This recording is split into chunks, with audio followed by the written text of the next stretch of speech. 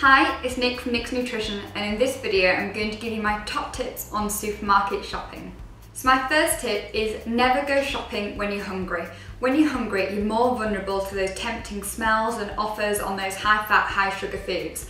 My top tip is to have either your meal or a healthy snack before you go so that your head does the choosing and not your stomach.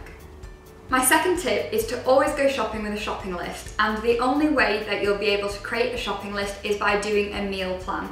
So do a meal plan for the entire week, know exactly what you want to have for your breakfast, lunch and evening meals, and then you'll know what you've already got in your cupboards and your fridge, and you'll be able to write down the missing ingredients, the missing foods onto your shopping list. It might be worth dividing up your shopping list in the route that you normally go around the store. For example, if you normally go to the fruit and veg section first, write all those foods together so that when you hit the supermarkets, it's a lot easier to know exactly what you're going for and you'll be able to check it off as you go along. So my third tip is to read food labels and compare products. Your shopping might take slightly longer the first time, but once you've compared two products, you know exactly which one's better for you. I personally always go to the ingredients list first because then you know exactly what you're putting into your body.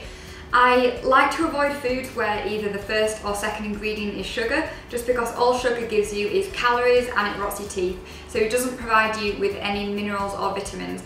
And in general, the shorter the ingredients list, the better. If you are interested specifically into how to choose a healthy yogurt or how to choose a healthy snack bar, I have written blog posts on these, so I'll link that down below.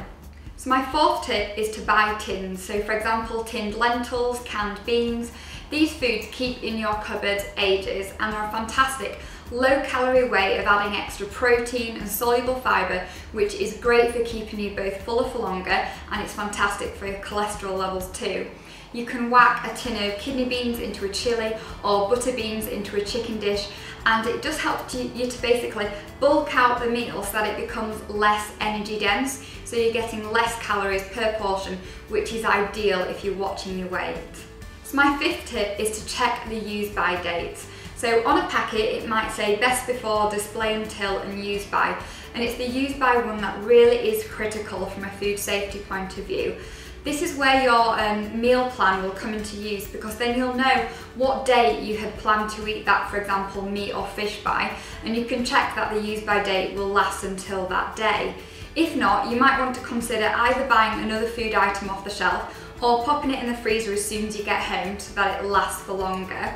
I personally am a massive fan of frozen vegetables because frozen vegetables last a lot longer than fresh, and because we know that fresh vegetables, they do lose their nutrients the longer that they're on the shelf, you know that when you have frozen veg, it's going to be at the peak of its nutritiousness. And I should just add that even if your product is past the best before or display until date, it should still be safe to eat, but just it might not be as top quality as what the supermarkets wanted it to be. Tip number 6 is to buy from the value range. So some value range foods such as fruit, vegetables, tinned beans, pasta, oats, the ingredients are the exact same as the premium brands. So in my opinion, why should you pay more just for a little prettier packaging? Tip number 7, which is my final tip, is to consider online food shopping. So when you're shopping from the comfort of your own home, you're more in control of what's going in your food shopping basket, and also you've got your cupboards right next to you so you can check exactly what you need and what you don't need. Most delivery packages do come with a slight charge, however I personally find that the amount of money that I save due to not buying those impulse purchases that you see is actually more than the charge itself. I really hope that you found these tips useful. If you've got any more shopping tips, then I would love to hear them. Please write them in the comments bar below, and I look forward to seeing you next week.